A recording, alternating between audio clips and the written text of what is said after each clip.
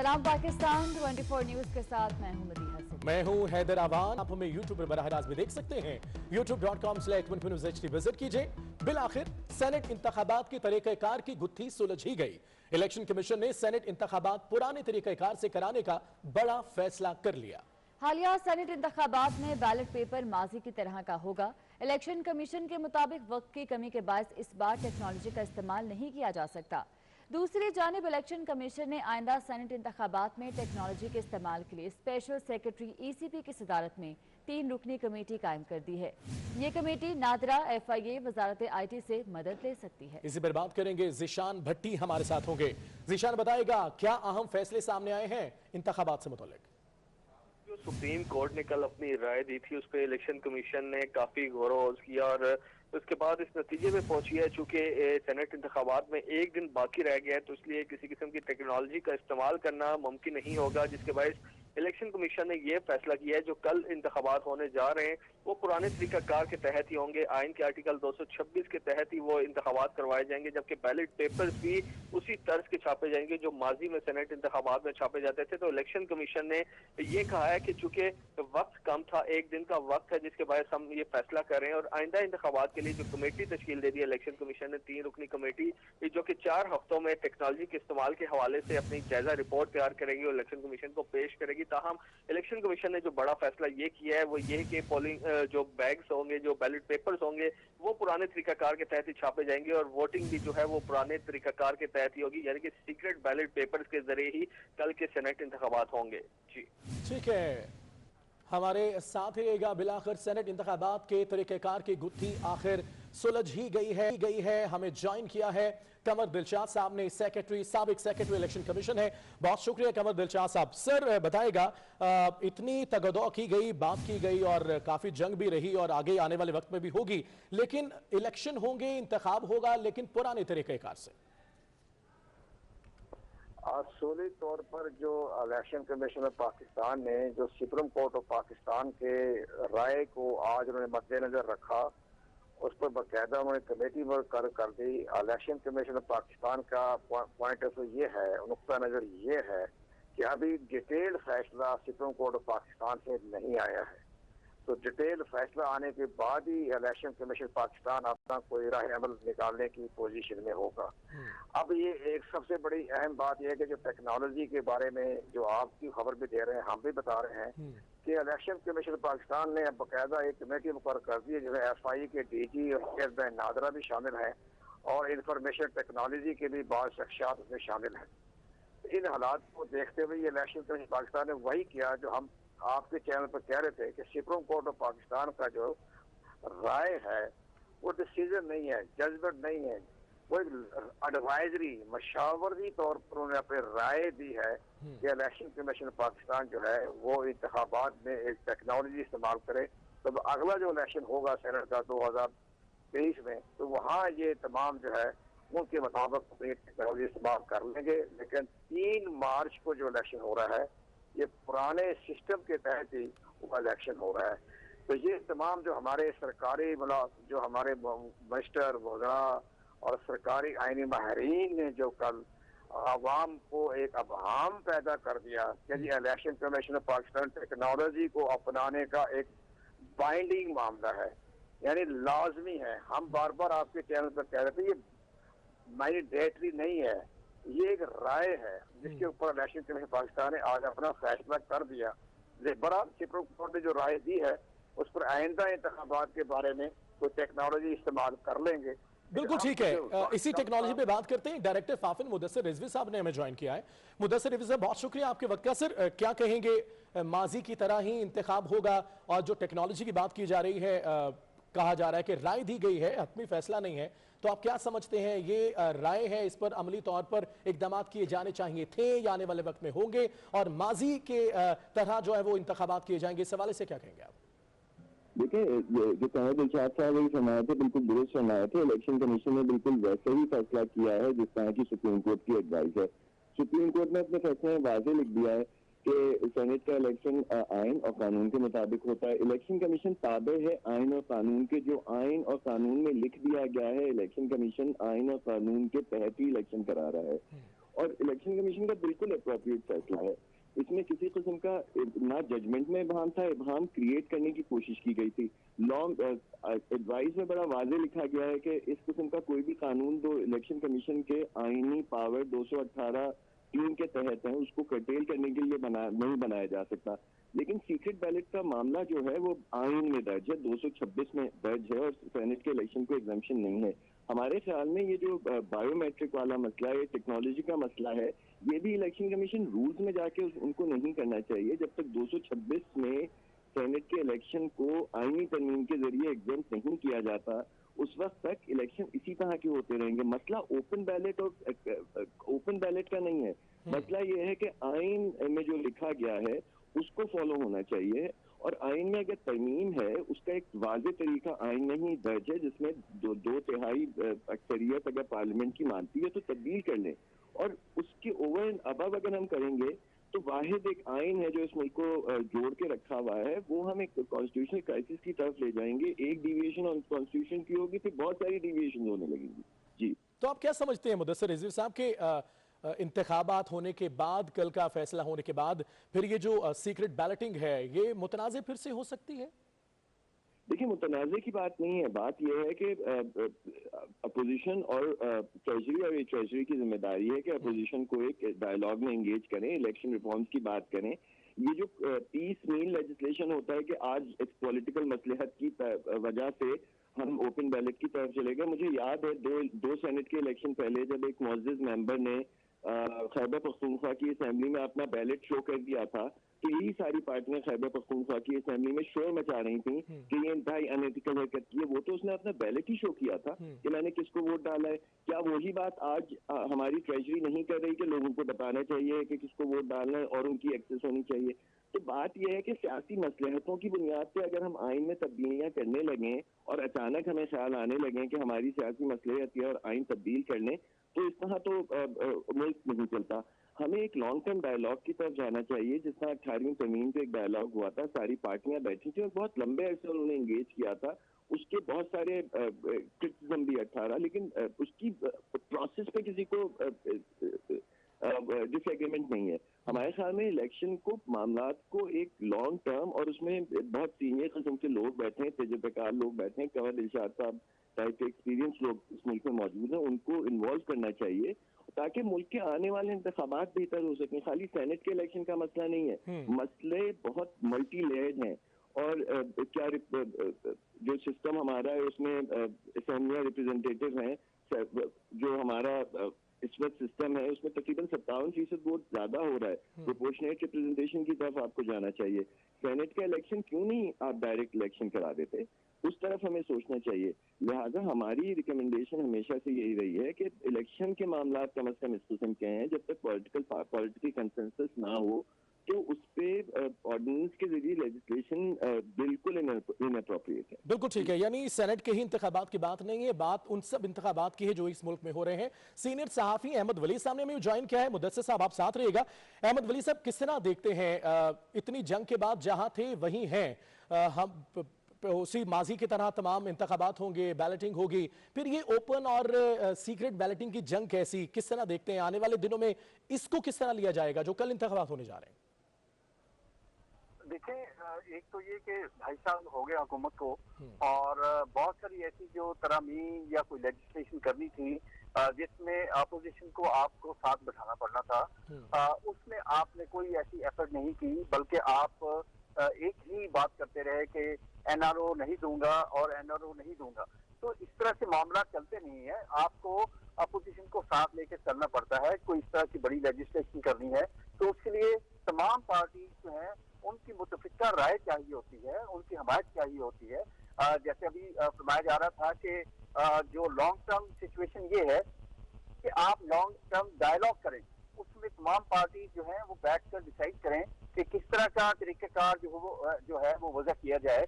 कल को अभी नो कॉन्फ्रेंस थी संजानी साहब के खिलाफ, तो उस वक्त तो आपको कोई ख्याल नहीं आया कि आपने सारा वोट जो है आपकी कम अक्सरियत थी, उसके बावजूद आपने वो जो नो कॉन्फिडेंस जो है वो रिजेक्ट करवा दी।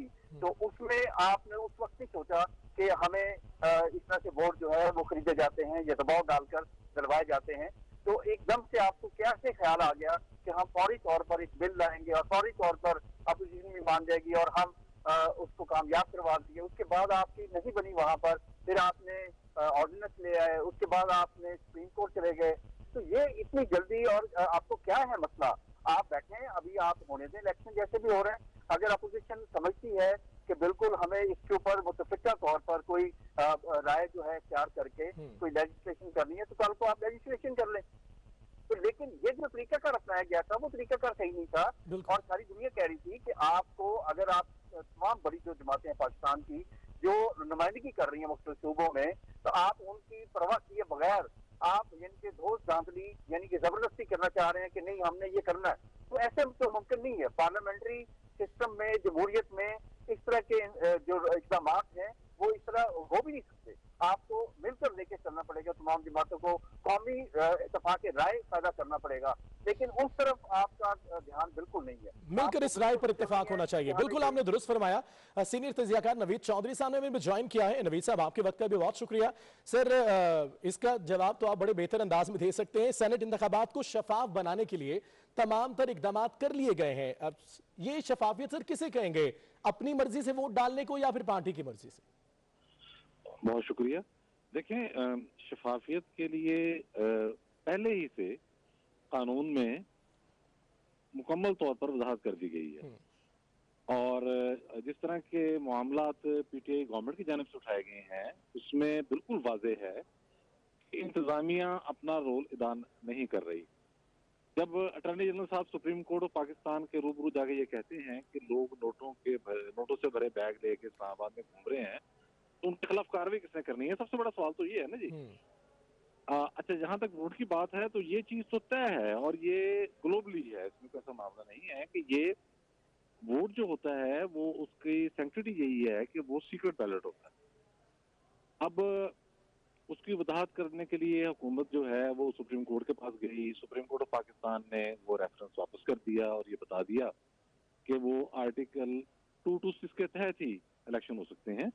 जहां तक बात ये की गई है कि मजीद इकदाम किए जाएं, जाहिर है वो इंतजामी हवाले से हैं, उसमें इलेक्शन कमीशन के कायदे ज़वाबित भी मौजूद हैं और खुद हुकूमत के पास बेहतर शख्स, और अगले इलेक्शन में जाहिर है जो अगर कुछ नए इस हवाले से मामला होंगे तो अगले इलेक्शन में सामने आ जाएंगे। और ये हमें इल्म है अच्छी तरह से कि सेनेट के इलेक्शन में भी कम से कम 3 दिन पहले ये सारे इंतजाम, बैलेट पेपर वगैरह हर चीज मुकम्मल हो जाती है, तो ये वैसे भी मुमकिन नहीं है। तो बुनियादी मसला ये है कि हुकूमत को अपने अरकान पर एतमाद नहीं है और वो खुल्ला उनके अरकान की मुखालफत कर रहे हैं। कल आपने देखा सिंध असेंबली के एमपी साहब क्या कह रहे थे कि इन्होंने सिंध में पार्टी का बुरा हाल कर दिया। फिर इनकी जो पूरी परफॉर्मेंस है वो देखें, 3 एमपी जो हैं उनके वो एक जगह चले गए, फिर होटलों के अंदर उन्होंने अपने एमपी कैद कर लिए। ये वही मंजर याद आ गया जो मंजूर भट्टू के खिलाफ तरीके अपने इत्तेमाद में हुआ था। आप देखें किस तरह से एमपी उसको पीटीआई की गवर्नमेंट जो है वो तो सोशल मीडिया पे कह रहे हैं हमने वोट ही नहीं देना इनको। जी मैं कहा सोशल मीडिया पे अभी तो ये कह रहे हैं, सरेआम ऑन कैम कह रहे हैं हमने वोट नहीं देना इनको। जी वो तो सरेआम कह रहे हैं ना। अच्छा, उसमें फिर ये है कि जब ये गुंजाइश मौजूद है, ये भी सुप्रीम कोर्ट के अंदर बहस हुई है कि अगर कोई आदमी इस हवाले से वोट देता है पार्टी पॉलिसी के खिलाफ सेनेट में जाके, तो वो डी-सीट होता है या नहीं होता, उस हवाले से कवानीन मौजूद है, उसकी वजाहत करने आपको कोई मामला तो वहां पर ले जाए। अब सूरत हाल ये है कि संजरानी साहब का जब इलेक्शन था तो तमाशा बनाया हुआ था, और जब इन पर उस्ताद पड़ी और इनकी कारकर्दगी और सारा मामला खुल के सामने आ गए, तो ये अब इदारों को इस्तेमाल करना चाह रहे हैं। मैं समझता हूँ कि बहुत वाज़ेह तौर पर मुल्क के तमाम कानूनी माहिरीन जितने भी बड़े दिमाग हैं वो ये कह चुके हैं कि सुप्रीम कोर्ट के फैसले की इंटरप्रिटेशन दुरुस्त जो है वो यही है कि सीक्रेट बैलेटिंग होगी और इसमें कोई जोर जबरदस्ती नहीं चल सकती, कोई जोर जबरदस्ती नहीं की जा सकती। बहुत शुक्रिया नवीद चौधरी साहब। अहमद वली साहब ने हमें ज्वाइन किया। डायरेक्टर फाफन मुदस्सर रिजवी साहब हमारे साथ थे। साबिक सेक्रेटरी इलेक्शन कमीशन कमर दिलशाह साहब ने हमें ज्वाइन किया था। आप सबका बहुत शुक्रिया। साबिक वजीर आजम शाहिद खाकान अब्बासी का कहना है सुप्रीम कोर्ट ने खुफिया रायशुमारी को कायम रखा है, जब तक पार्लियामान तरमीम नहीं करती इलेक्शन का यही सिलसिला रहेगा। हुकूमत पहले एक आईनी तरमीम लाई फिर पीछे हट गई और हमें पूरी उम्मीद है तो गिलानी साहब कामयाब होंगे और पाकिस्तान की सियासत को एक नया रुख मिलेगा। यही हुकूमत है जो पहले एक आईनी तरमीम लेकर आई फिर उससे पीछे हट गई, और यही वही हुकूमत है जिसने 20 प्रिजाइडिंग अफसर भी अगवा किए, वोट भी उठाकर ले गए और आज 2 हफ्ते गुजरने के बाद भी ये पता नहीं है कि उनको कौन उठा कर लेंगे। जब हुकूमत खुद वोट चोरी करने में मुलव्वस हो, वहाँ पर आप क्या हिसाब की तवक्को करेंगे? जो सुप्रीम कोर्ट का फैसला आया है, हुकूमती रेफरेंस को उन्होंने कबूल नहीं किया। सुप्रीम कोर्ट ने कहा है कि खुफिया रायशुमारी हो, साथ इस बात का इजहार भी किया गया है कि उसके अंदर जो शफाफियत है उसको भी रखा जाए। आमदन से ज्यादा सासों के केस में ख्वाजा आसिफ को एहतसाब अदालत लाहौर पेश किया गया। हाजिरी मुकम्मल होने पर जज एहतसाब अदालत ने ख्वाजा आसिफ के जुडिशल रिमांड में 12 मार्च तक तौसी कर दी है।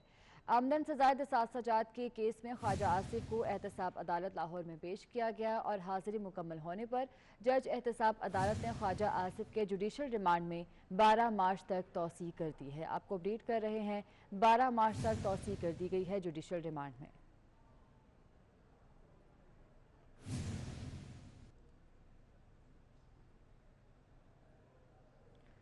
सेनेट इंतखाबात के लिए वोट कास्ट करने खुर्शीद शाह पुलिस की हिरासत में सखर से इस्लामाबाद रवाना हो गए हैं।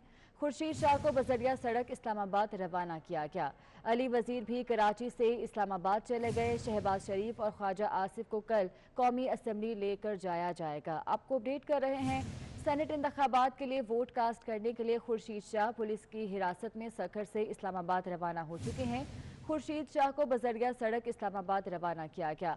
अली वजीर भी कराची से इस्लामाबाद जा चुके हैं, जबकि शहबाज शरीफ और ख्वाजा आसिफ को कल कौमी असम्बली लेकर जाया जाएगा।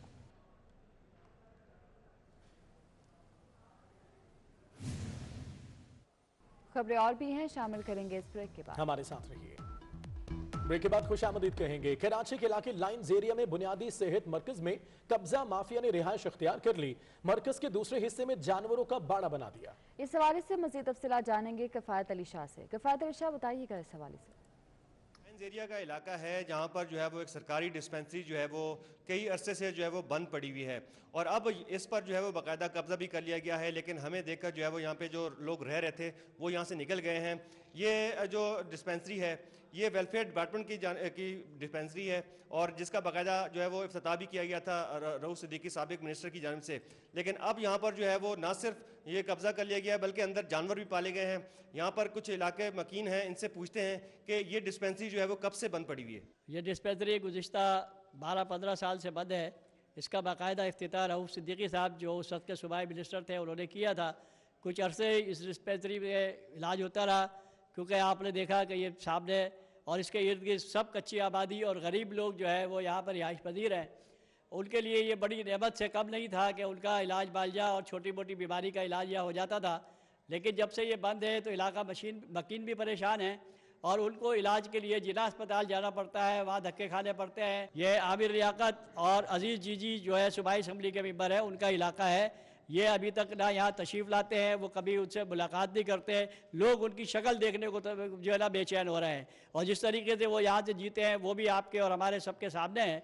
और हमारी नुमाइंदगी का दावा करने वाले और लोगों को हुकूक देने वाले जो है वो आवाम को किस तरीके से नज़रअंदाज कर रहे हैं और इस तरीके से गरीब लोग जो है वो कसम पुरसी की ज़िंदगी गुजार रहे हैं, उनसे इसका कोई वो नहीं है। ठीक है, ये जो बता रहे थे कि यह इलाका मकीन है यहाँ के और ये बता रहे हैं कि तहरीक इंसाफ के जो एमएनए हैं आमिर लियाकत, उन्होंने जो बहुत बुलंद दावे भी किए थे हम मसाइल हल करेंगे, लेकिन जब से वो इलेक्शन जीत के गए इस इलाके से लाइन्स एरिया से उसके बाद से वो यहाँ पर पलट कर नहीं आए हैं। तफसीलात के लिए शुक्रिया और अपडेट करेंगे आपको। सोई नॉर्दर्न गैस कंपनी में घरेलू सारिफिन के जेर इल्तमा दरखास्तों की तादाद 25 लाख से तजावुज कर गई। सारिफिन को कनेक्शन के हुसूल के लिए अब 3 साल के बजाय 4 साल तक इंतजार करना होगा। शाहिद सिपरा हमारे साथ हैं, उनसे बात करेंगे। शाहिद सिपरा, बताएगा अब 4 साल इंतजार करना पड़ेगा? बिल्कुल, सोई नॉर्दर्न गैस कंपनी में घरेलू सारिफिन की जेर इल्तवा दरखास्तों की तादाद 25 लाख तजावुज कर गई है। ज़रा ने यह बताया है कि गुज़श्ता 2 साल के दौरान जो सार्फिन को कनेक्शन दिए जा रहे थे उसकी पॉलिसी को तब्दील किया गया और कोटा को कम करने की वजह से दरखास्तों की तादाद जो है वो लाखों की सूरत में बढ़ी। ज़रा ने यह बताया है कि इससे कबल अगर माजी की हुकूमतों की बात की जाए तो एक सारिफ जब अपनी दरख्वास्त सबमिट करवाता था उसको 3 साल के बाद कनेक्शन दे दिया जाता था, लेकिन तब्दीली सरकार के आने बाद वही जो दुरानिया है इंतज़ार का वो 3 साल से बढ़कर 4 साल तक पहुँच चुका है। अब अगर एक सारिफ अपनी दरख्वास्त सबमिट करवाता है तो उसको मुसलसल 4 साल इंतज़ार करना पड़ेगा और उसके बाद मामूल का डिमांड नोटिस जारी करके उसको कनेक्शन दिया जाएगा। इसी तरह अगर लाहौर रीजन की बात की जाए तो लाहौर रीजन में तकरीबन 3.25 लाख दरखास्तें अल्तवा का शिकार हैं और इस वक्त जून 2017 में जो दरखास्तें सबमिट करवाई गई हैं उस पर डिमांड नोटिस का अजरा किया जा रहा है। दूसरी जानिब जोगरा की जानिब से फास्ट ट्रैक पॉलिसी मुतारिफ करवाई गई है, उसका कोटा भी ना मिलने की वजह से उस पर डिमांड नोटिस का अजरा मुकम्मल तौर पर बंद किया गया है। इस तरह जून 2017 में जो दरखास्तें सबमिट करवाई गई हैं उस पर कनेक्शन दिए जा रहे हैं और एक सारिफ को 4 साल मुसलसल अब इंतज़ार करना पड़ेगा, जिसके बाद वो गैस का कनेक्शन लेने में कामयाब होगा। ठीक है, बहुत शुक्रिया आपका। बढ़ती महंगाई से सबसे ज्यादा मजदूर तबका मुतासिर हो रहा है। मजदूरों का कहना है कि 6 दिन दिहाड़ी लगे तो आटा खरीद पाते हैं। महंगाई के इस दौर में गुजारा मुश्किल हो गया है। रुजीना अली हमारे साथ मौजूद हैं, उनसे मजीद तफसीलात जान लेते हैं। रुजीना अली, बताइएगा। जी बिल्कुल, देखिए शहर इक़्तिदार इस्लामाबाद में महंगाई ने दिन ब दिन अपने पंजे गाड़े हैं। दारा शुमारियात के मुताबिक जनवरी की बनिस्बत फरवरी में महंगाई बहुत ज़्यादा बढ़ी है, उसमें तेज़ी से इजाफा हुआ है। लेकिन इस महंगाई से जो गरीब तबका है, जो दिहाड़ीदार मजदूर है, उस पर कितना असर पड़ा है, वो कितना मुतासिर हुआ है। यहाँ मुख्तलिफ चौक चौराहों पर इस्लामाबाद में दिहाड़ीदार मजदूर हमें दिन भर मिलते हैं, जो दिन भर इस आस में होते हैं कि 4 पैसे मिलेंगे और वो अपने घरों को ले जाएंगे। मजदूरों से बात करते हैं और उनसे पूछते हैं। हमारे ज़िंदगी में बहुत असर पड़े। हम 5-6 दिन काम करेगा तो एक बोरी आटा हम लेगा, लेकिन काम है नहीं, वो भी किधर से मिलेगा। इमरान खान की हुकूमत में सारा लोग परेशान है। ठीक है, बहुत शुक्रिया। आप बताइए भाई, आप कैसे गुजारा करते हैं? सारा दिन बैठ के चले जाते हैं, तो जब का इमरान खान ये आया है काम धर्म का बरम हुआ है। जब बैठ के चले जाते हैं तो ऐसी सूरत में जो महंगाई इतनी ज्यादा तेजी से बढ़ रही है, बिजली महंगी, आटा चीनी महंगी, सब्जियां महंगी, फल महंगी, तो कैसे गुजारा कर रहे हैं? किसी से उधार उठाना पड़ता है, किसी के तरले करने पड़ते हैं। आज दिहाड़ी नहीं लगी है यार, थोड़ा सा सौदा दे देंगे, सुबह लग जाएगी तो दे देंगे। बहुत शुक्रिया। मजदूरों की गुफ्तगू आपने सुनी कि किसी से तरले मिन्नतें करने पड़ते हैं, क्योंकि जिस रफ्तार से महंगाई की जो शिरा बढ़ी है, जिसमें इतना तेज़ी से इजाफा हुआ है, तो किसी की मिन्नतें कर ली जाती हैं कि आप अभी हमें उधार दे दें, कल दिहाड़ी लगेगी तो आपका उधार चुकता कर दिया जाएगा। महंगाई ने ख़ास तौर पर जो गरीब तबका है, जो दिहाड़ीदार मजदूर है, उसकी ज़िंदगी को बहुत ज़्यादा मुतासिर किया है। और इदारा शुमारियात की जो रिपोर्ट है वो भी जब मंजर आम पर आई है कि महंगाई पिछले 4 महीनों में उसमें बहुत तेज़ी से इजाफा हुआ है। और ख़ासतौर पर जो फरवरी का अगर देखा जाए तो फरवरी में जिस कदर महंगाई बढ़ी है 1.80% बताया जा रहा है, जिसमें दालें, आटा, चीनी, चावल, अशिया खुर्द-ओ-नोश, जितनी जो तमाम ज़रूरत की अशिया हैं वो बढ़ने से, महंगी होने से गरीब तबका बहुत ज़्यादा परेशान हुआ। के लिए शुक्रिया। ईवान बाला के इंतखाबात कल होंगे, लेकिन सिंध असम्बली के जारी सेशन के बावजूद तहरीक इंसाफ और एमक्यूएम के अरकान ने इजलास में शिरकत करने के बजाय राहें फरार इख्तियार कर ली। कोई 5 स्टार होटल्स तो कोई फार्म हाउस में रिहाइश पजीर है।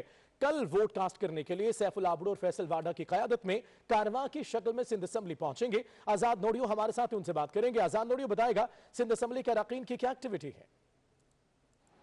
जी बिल्कुल, ऐवान बाला के इंतखाबात कल होने जा रहे हैं। कल सुबह 9 बजे से पोलिंग का अमल शुरू होगा, जो शाम 5 बजे तक जारी रहेगा। लेकिन उससे कबल इस वक्त जो है सिंध असम्बली का सेशन जो है वो जारी है। लेकिन इससे कबल जो है सिंध असम्बली में ख़ास तौर पर वो जमातें जो वफाक में हुकूमत में हैं, उन 3 जमातों ने बाज़ाब्ता तौर पर सिंध असम्बली से राह फरारत अख्तियार कर ली है। उन्होंने कल से जो है सिंध असम्बली के इजलास में आना ही छोड़ दिया, जिसमें कल एमक्यूएम के अरकान नहीं पहुँचे थे। लेकिन आज 3 जमातें जो हुकूमत में शामिल हैं, जिसमें GDA, एमक्यूएम और पाकिस्तान तहरीक इंसाफ, ये शामिल है। तीनों जमातों के अरकान ने आज सिंध असम्बली के इजलास में नहीं आने का फैसला किया है। इस हवाले से पाकिस्तान तहरीक इंसाफ की जानिब से अपने उम्मीदवारों की कामयाबी के लिए बाज़ाब्ता तौर पर अपने अरकान को महफूज मुकामात पर मुंतकिल कर दिया गया है। इस हवाले से अरकान सिंध असम्बली के 4 जो है ग्रुप्स बनाए गए हैं, जिसमें पाकिस्तान तहरीक इंसाफ, एमक्यूएम पाकिस्तान के अरकान शामिल हैं, जिनके लिए उन्होंने उनके जो उम्मीदवार हैं ख़ासतौर पर पाकिस्तान तहरीक इंसाफ के फैसल वावडा और अबड़ो, उन्होंने ये फैसला किया है कि उनके जो अरकान हैं उनको मुख्तलिफ मुकामात पर उनको रिहाइश दी जाए। रात से उनको मुख्तलिफ होटल्स और फार्म हाउस पर मुंतकिल कर दिया गया है, जिसमें PC होटल है, रीजेंट प्लाजा होटल है, मेहरान होटल है और स्ट्रीट टाउन के करीब एक फार्म हाउस है, वहाँ पर उनकी रिहाइश का बंदोबस्त कर दिया गया है। दोनों जमातों के अरकान इन रिहाइश पर मौजूद हैं। इस हवाले से पाकिस्तान तहरीक इंसाफ का जो तर्जमान जमाल सिद्दीकी, उनसे मेरी बात हुई है। उनका कहना है कि दोनों जमायतों के अरकान जो है काफिले की शक्ल में कल पीसी होटल के मुकाम पर पहुंचेंगे और वहां से कारवां की शक्ल में जो है सिंध असेंबली पहुंचेंगे और सुबह 9 बजे यहां से पीसी होटल से उनकी रवानगी होगी। असेंबली पहुंचने के बाद अपना वोट कास्ट करेंगे। जबकि जीडीए के जो उम्मीदवार है वो अपने अपने घरों में मौजूद हैं, लेकिन तमाम अरकान के टेलीफोन नंबर जो है वो बंद हैं। उनके रहनुमाओं से जब रब्ता किया गया, उनका कहना है कि हमारे अरकान मौजूद हैं, लेकिन वो अपने उम्मीदवार को कल वोट कास्ट करने के लिए सिंध असेंबली पहुंचेंगे। लेकिन इस हवाले से MQ पाकिस्तान है, उन्होंने उनकी जो बातचीत का अमल जो है पाकिस्तान पीपल्स पार्टी के साथ जारी था, लेकिन रात गए उन्होंने बाज़ाब्ता तौर पर पाकिस्तान पीपल्स पार्टी को जवाब दे दिया है। वो अपने इत्तेहादियों के साथ हैं और सीनेट इंतखाबात में भी इत्तेहादियों के साथ हिस्सा लेंगे। ठीक है, बहुत शुक्रिया आपका। सुप्रीम कोर्ट में जस्टिस काजी फायज ईसा की नजरसानी दरख्वास्तों को बराह रास्त नशर करने की दरख्वास्त पर समाअत जारी है। जस्टिस काजी फायज ईसा ने कहा कि मेरा करियर तो 65 साल की उम्र में ख़त्म हो जाएगा, लेकिन शोहरत कब्र तक साथ चलेगी। मैं नहीं चाहता कि अच्छी शोहरत पर हर्फ आए। लंदन की जायदादें मेरे जज बनने से भी पहले की हैं। जायदादें खरीदते वक्त मेरे बच्चे बालिग थे। शादी से पहले भी मेरी अहलिया टीचर थी और बेहतरीन तनख्वाह लेती थी। मैंने अपने रिटर्न्स में कभी भी अहलिया की जायदादें जाहिर नहीं की। अगर कानून की खिलाफ वर्जी हो रही थी तो FBI ने कभी नोटिस क्यों नहीं लिया? मुझ पर बेनामी जायदाद और मनी लॉन्ड्रिंग का इल्जाम भी लगाया गया। एहलिया ने निजी बैंक में फॉरेन करेंसी अकाउंट खुलवाया जिससे रकम मुंतकिल हुई। सुप्रीम कोर्ट का जज होने के बाद प्रोपेगेंडा का जवाब नहीं दे सकते। तो आपको अपडेट कर रहे हैं, सुप्रीम कोर्ट में जस्टिस काजी फायज ईसा की नजरसानी दरख्वास्तों को बराह रास्त नशर करने की दरख्वास्त पर समाअत जारी है। जस्टिस काजी फायज ईसा ने कहा कि मेरा करियर तो 65 साल की उम्र में ख़त्म हो जाएगा, लेकिन शोहरत कब्र तक साथ चलेगी और मैं नहीं चाहता कि अच्छी शोहरत पर कोई हर्फ आए। खबरें और भी हैं मगर एक ब्रेक के बाद आप हमारे साथ रहिए। ब्रेक के बाद आपको बताएं, सुप्रीम कोर्ट में इस्लामाबाद में वकला के चैम्बर्स गिराने से मुतल्लिक अपील समाअत हुई। अदालत उज़्मा ने वकला को फुटबॉल ग्राउंड फौरी तौर पर खाली कराने का हुक्म दे दिया। चीफ जस्टिस ने रिमार्क्स दिए कि जिसने प्रैक्टिस करनी है अपना दफ्तर कहीं और बना ले। जो अदालतें ग्राउंड की जमीन पर बनी हुई हैं वो भी मिसमार कर दी जाएं। चीफ जस्टिस ने वकील हामिद खान से मुकालमे में कहा कि आप बता दें कि इस केस का क्या करना चाहते हैं तो आपको 2 माह का वक्त दे देते हैं। जगह खाली करके इंतजामिया के हवाले करें। किस बुनियाद पर गैर कानूनी चैम्बर्स को बरकरार रहने दें? वकला का फुटबॉल ग्राउंड पर कोई हक दावा नहीं है। यह पिटीशन खारिज की जाती है। वकील हामिद खान फुटबॉल ने ग्राउंड खाली कराने का कहा कि अदालत मुनासिब वक्त दे। जब Islamabad high court red zone में शिफ्ट हो जाएगा हम चैम्बर खाली कर देंगे। हम अदालत में चैम्बर खाली करने का बयान हल्फी जमा कराएंगे। 1 से 2 साल में चैम्बर्स खाली कर देंगे। चीफ जस्टिस ने रिमार्क दिए कि इतना लंबा वक्त नहीं दे सकते। जस्टिस एजाज उल एहसन ने रिमार्क दिए कि कोई गैर कानूनी काम नहीं होने दे सकते। वकला ने किसकी इजाजत से ये चैम्बर्स तामीर किए? वकील ने कहा चैम्बर्स इंतजामिया की इजाजत से तामीर हुए थे। जस्टिस एजाज उल एहसन ने रिमार्क दिए कि इंतजामिया की इजाजत से भी हुए तो चैम्बर्स गैर कानूनी है। अदालत ने वकला की मुतबादल जगह मिलने तक वक्त देने की इस्तदा मुस्तरद कर दी और गैर कानूनी चैम्बर्स मिसमार करने का इस्लामाबाद हाई कोर्ट का हुक्म बरकरार रखा है।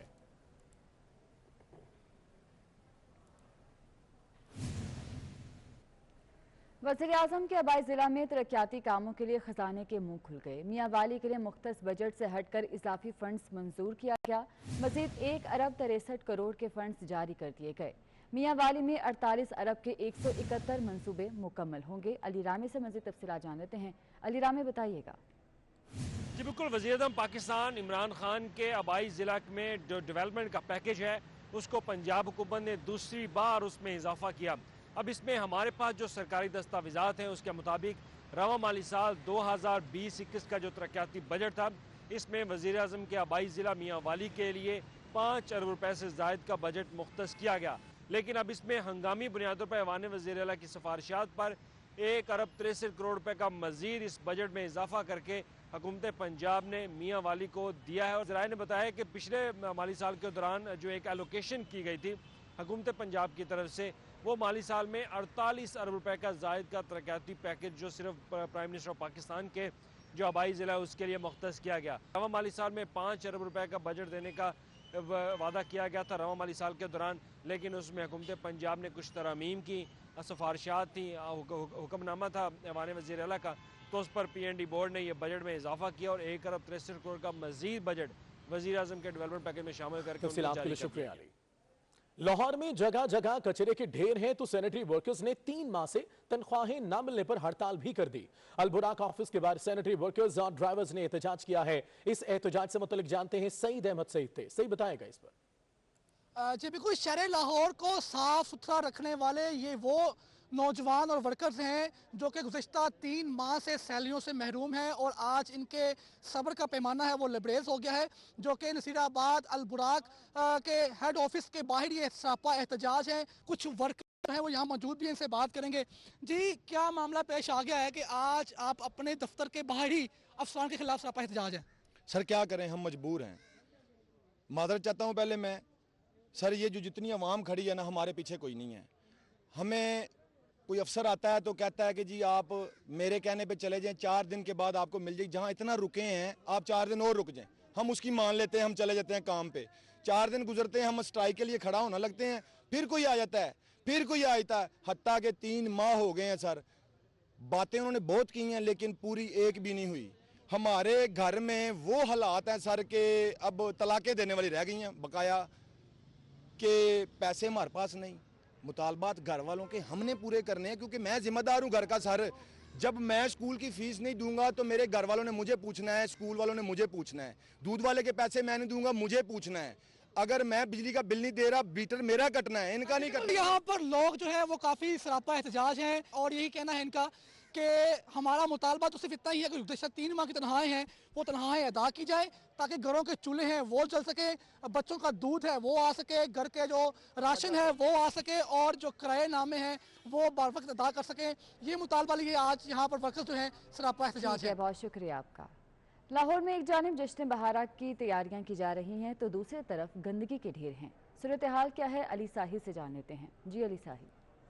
जी बिल्कुल, एक तरफ शहर में जश्न बहारा की तैयारियां हैं, शहर को सजाया जा रहा है, लेकिन अगर दूसरी तरफ देखा जाए तो ज़िली इंतज़ामिया की गफलत की वजह से, मुतलका कंपनी की गफलत की वजह से, LWMC की गफलत की वजह से शहर में कचरे के ढेर लग चुके हैं।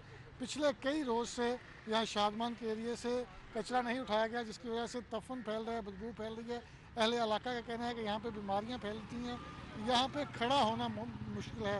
तो ये बार बार अहले इलाका की जानब से मुतलका हुकाम को अपील की गई है, दरख्वास्त की गई है कि हर चंद रोज़ गुजरने के बाद यही सिचुएशन क्रिएट होती है। यहाँ पे कूड़े के ढेर लग जाते हैं, बदबू इंतहाई ज़्यादा है, यहाँ पे खड़ा होना मुश्किल है। तो इस पर आला हुकाम को सोचना होगा कि जिस तरह शहर को सजाया जा रहा है, जिस तरह मेन शाहराएँ सजाई जा रही हैं, इसी तरह जो छोटी छोटी आबादियाँ हैं जहाँ पर शहरी रह रहे हैं उनको भी महफूज बनाया जाए, वहाँ से कचरा उठाया जाए ताकि इस कचरे की वजह से तोफन ना फैले, बदबू ना फैले, बीमारियाँ ना फैलें। तो इस पर हुकाम बाला को नोटिस लेना होगा। और पिछले कई रोज़ से सिटी 42 की जानब से भी ये आवाज़ उठाई जा रही है कि शहर की सफाई की जाए, लेकिन अभी तक हुकाम बाला के कान पर जूं तक नहीं रही। ठीक है, बहुत शुक्रिया आपका। यहाँ वक्त हो एक ब्रेक, हमारे साथ ब्रेक के बाद आपको बताएं खेलों के फरोग के लिए डीजे साइंस कॉलेज कराची में स्पोर्ट्स वीक का इनेकाद किया गया। इसी बारे में तफसीलात जानते हैं मानिया शकील से। मानिया बताएगा। जी बिल्कुल, डीजे साइंस कॉलेज में स्पोर्ट्स गाला का इनेकाद जो किया गया है वो एक वीक जो स्पोर्ट्स वीक मनाया जाएगा। उसमें तकरीबन 4 इंडोर बल्कि 2 आउटडोर गेम्स होंगे। मैं इस वक्त जिम्नेजियम के अंदर मौजूद हूँ डीजे साइंस कॉलेज के, तो हम देख रहे हैं कि इंडोर गेम्स का जो सिलसिला है वो भी जारी है। मेरे कैमरामैन काशिफ आपको दिखाएं कि इस वक्त जो है वो टेबल टेनिस का मैच जो है वो खेला जा रहा है और स्टूडेंट्स जो बड़े दिल लगा के खेल रहे हैं और जो है ऑडियंस भी मौजूद है। जो बच्चे खेलने में पार्टिसिपेट नहीं कर रहे वो ऑडियंस के तौर पर यहाँ पे मौजूद है, लेकिन जो कुछ और स्टूडेंट्स मौजूद है जो पार्टिसिपेट भी कर रहे हैं उनसे भी बात करेंगे कि ये बताइएगा कि इस तरह की जो स्पोर्ट्स एक्टिविटीज़ हैं वो स्टूडेंट्स के लिए कितनी इंपॉर्टेंस लगती हैं, आप लोगों को कितना मज़ा आता है अपनी जो रोज़ाना की पढ़ाई उन सारे बोझ से निकल के स्पोर्ट्स खेलते हैं, कितना एंजॉय करते हैं? हर वक्त बच्चा पढ़ाई के लिए जो है ना डिप्रेशन में चला जाता है कि हर वक्त 24 घंटे बंदा पढ़ाई भी ना करे। उसके लिहाज से ये हमारे लिए एक अच्छी चॉइस है कि फिजिकल एक्टिविटीज़ भी कॉलेजेस में होनी चाहिए। तो हम यही देखते हैं कि डीजे साइंस कॉलेज में भरपूर किस्म का स्पोर्ट्स वीक का इनेकाद कर दिया गया, जिसमें स्टूडेंट्स के तकरीबन 166 स्टूडेंट्स ऐसे हैं जो इस स्पोर्ट्स वीक के अंदर पार्टिसिपेट करेंगे एज ए प्लेयर, और बाकी जो है वो स्टूडियो से फिर वक्त इतना। बाखबर 24 घंटे।